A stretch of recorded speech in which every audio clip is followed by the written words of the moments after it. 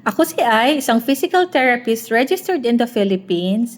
Kung ikaw ay isang stroke patient at wala kang chance magpa-therapy, ang videong ito ay para sa'yo. Ito yung affected ha. Sit down, up. Sige lang, Henry, sige lang. O, yan ang galaw. No, sit down. Up, up. So, hindi, sige lang. Kasi tinitest ko naman siya. Okay. So, sige, sa susunod na lang ako magbigay ng weight para mas makita nila yung mga gagawin sa same status mo, okay? Ayan. Kung sa pag-massage, okay lang para gumanda ang circulation din. Pero, ang iba kasi, yung mga Filipino is nagpapamassage lang kasi yun ang feeling nila doon gagaling. Which is, di ba hindi naman kulang dapat yung ginagawa dito, stimulation and exercise. Maraming klase rin ng exercise. Opo. Nakakatulong naman ang massage for good circulation. Lalo na kung sobrang naninigas, nakakatulong naman yun. Kung may mga iba na nagpamasahe, gumaling, dahil yung injury nila, hindi ganun kalala. Kumbaga, nag-heal yung katawan. Pero ang mga stroke patient is, hindi naman pare-parehas yan na porket stroke ka, dapat parehas kayo. Hindi yun gano'n. Nakadepende lagi yun sa severity ng injury. Kaya nga ang stroke dapat naagapan dayon. Emergency para maagapan. Kasi pag naagapan ng mas maaga, mas less ang injury. Okay. Mabuti to, sobrang sakit dati, buti hindi na ganun kasakit ngayon. Yan ang na-exercise ko kamay. Kaya ano yung daliri. Ang medyo mahirap. Mahirap. Ayan, dati sobrang sakit. Ngayon, baga kahit papano nagagalaw ko ng konti.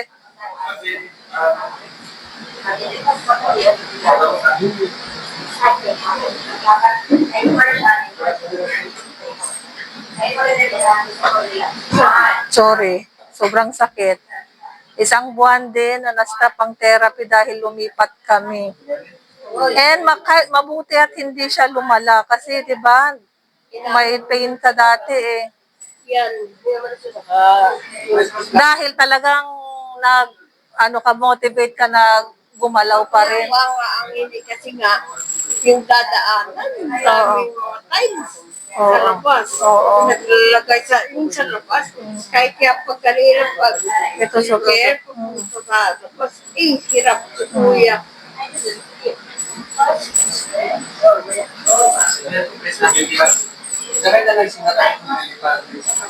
Kailangan igalaw ito kahit masakit. Pero hindi naman, dapat tansyahin mo rin yung sakit. Kasi kung sa palagay mo yung sakit is nakaka-injured na sa pasyente mo, makakakos na ng, pwede mawalan kasi ng malay or tumaas ang BP, so tansyahin mo rin.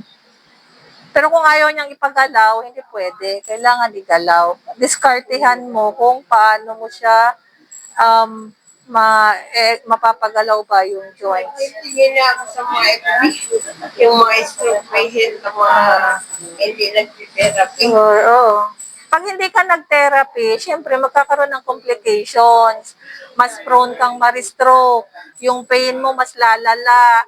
Yung limitation of motion mo mas lalala. Yung spasticity mo mas lalong lalala. So, ibig sabihin, yung function mo mas maglilis. Mabibedridden ka lalo. Kailangan mong gumalaw. Ito masakit, no? Yan, sobrang sakit. Sorry, kakalang dandahanin ko. Di ba sa finger ako nag-start, iikot lahat yan na joints. Then sa wrist, ikot-ikot lang and up and down. Ngayon ang kamay niya is nakaganto. So, iikot natin ito. Oo, ayusin ang higa. Dahan-dahan lang ako. Okay, relax lang ate. 1. Kita nyo, sobrang sakit na sakit. Pero kailangan natin i-move. 2.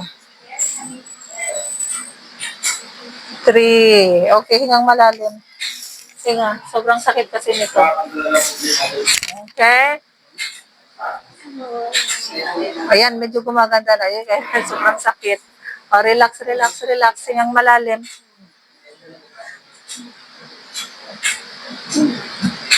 Four. O yan, medyo nagagalaw ko na. Sige, okay lang sumigaw. Five. Saan ang masakit, Dede? Ang wrist talaga. Wrist na wrist. Minsan, oh. O, dito ang igagalaw ko. Ayan, medyo nag-less. Medyo nag-less. Mm. Dito kasi ang minumove ko, itong masakit niya. So, dito ko yung ano.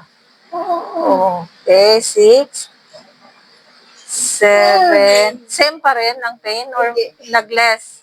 Pero nagagalaw ko siya. 9, 10, 11,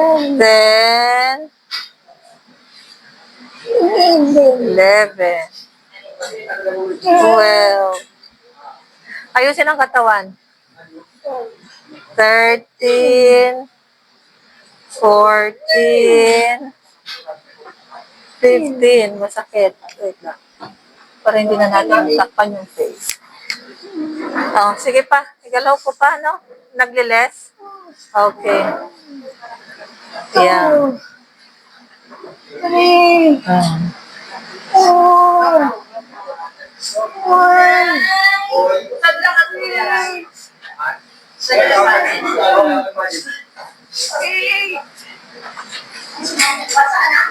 Nine. Okay.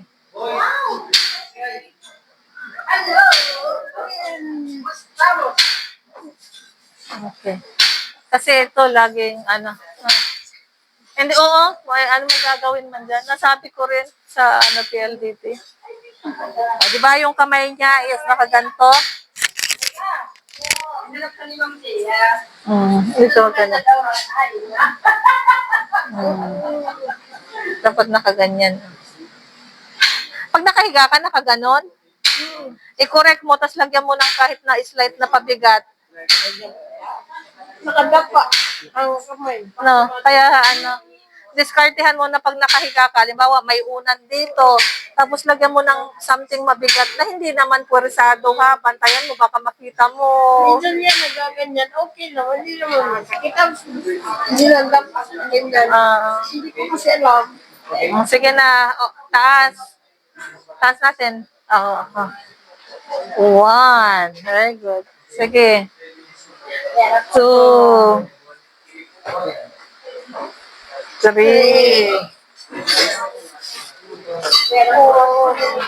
Yan, maganda pag ang pasyente nag-account.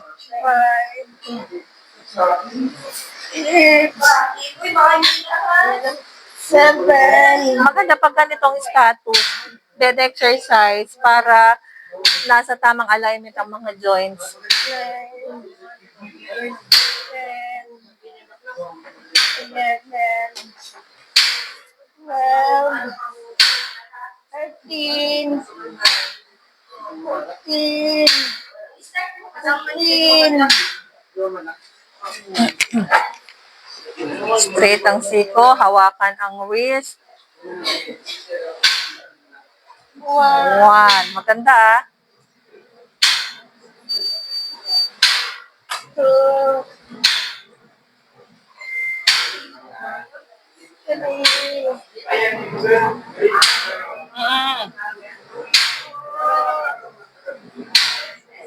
Ano natin?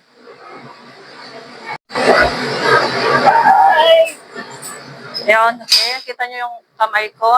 Kasi kung hindi ko yan, nakaganyan siya. So, dapat dito. And ang isang kamay sa siko para naka-straight. Kasi kung ganyan, okay naman siya. Nagagalaw naman. Pero mas maganda kung naka-stab. 8, 9,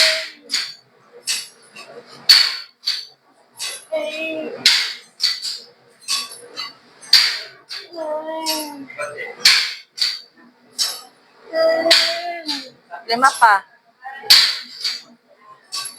11,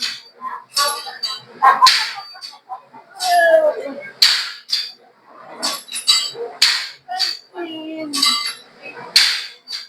Isang routine to ng upper X gagayahin na lang sa mga nagtatanong kung anong gagawin. Hindi mahigalaw ang kamay. Ito lang po ang gagawin.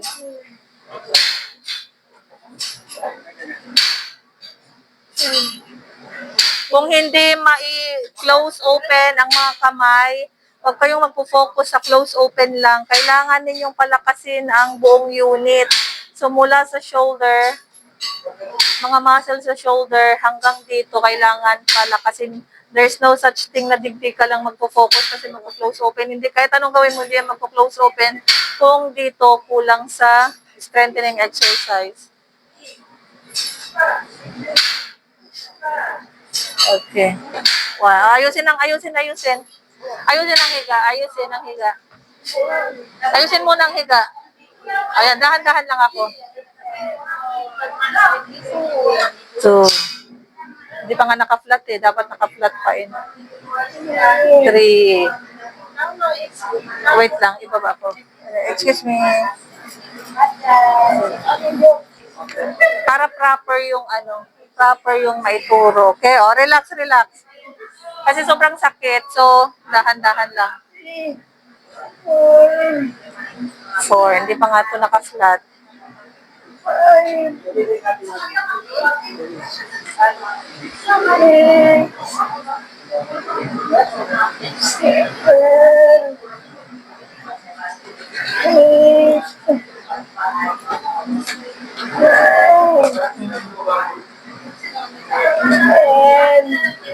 na?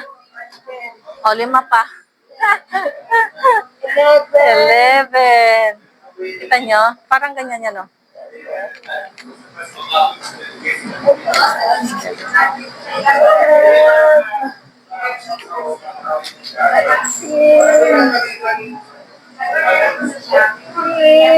O, last na.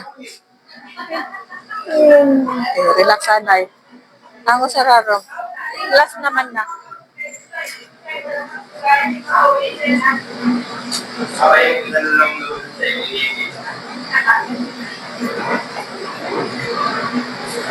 Okay.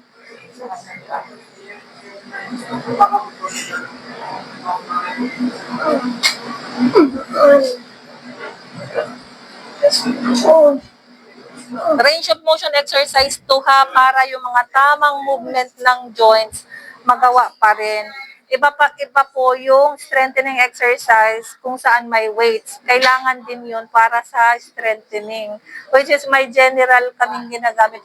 Yung tinatawag namin Studio 6. Mag-Studio 6 mamaya si ate. Para yung good side niya, maisama. Sabay na lakas. Sobra. Sige, reklamo. Umiiyak na siya sa sobrang sakit. Relaxin muna natin. Matulog ka muna. Iyak. Sigaw. Masakit pa rin na nakaganto? Okay. Sige, bawi. Kita nyo, sobrang sakit, pero gagalawin natin. Pero take your time naman.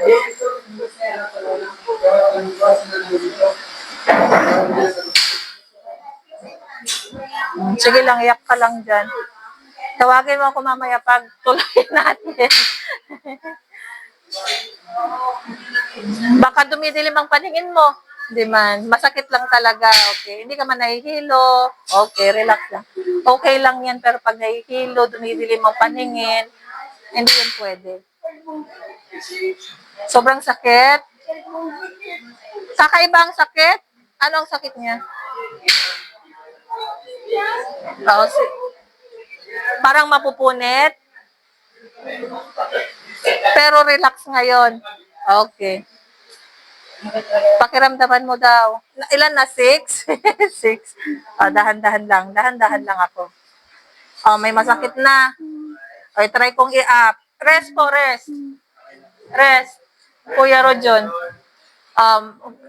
Naramdaman mo pa yung kakaibang sakit? Andyan pa yung kakaibang sakit? Ayan pa yung kakaibang sakit? Wala na yung pain? Hindi kanina naman kasi dire-diretso. Kaya dapat ingatan pa rin kasi maga yan kasi. Overstretch kasi yung sa shoulder, overstretch, gagalawin pa. Kaya talagang prone talagang ma-overstretch pa. Kaya kung wala kang respeto rin or pakialam sa pasyente, talagang sobrang masasaktan. Okay lang? Okay lang masakit. Basta mag-ano ka sa akin ha, magsabi ka kung nasan. Ayan na naman yung kakaiba. Ayan na yung kakaiba. Matatanggal. Okay, rest ulit natin. Pag feeling niya matatanggal. Tama yan, nagsasabi ka. Pag ganito, walang sakit. Okay, pag...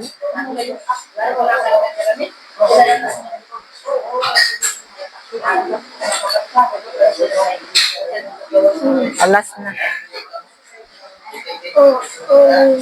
Okay, okay, yan na.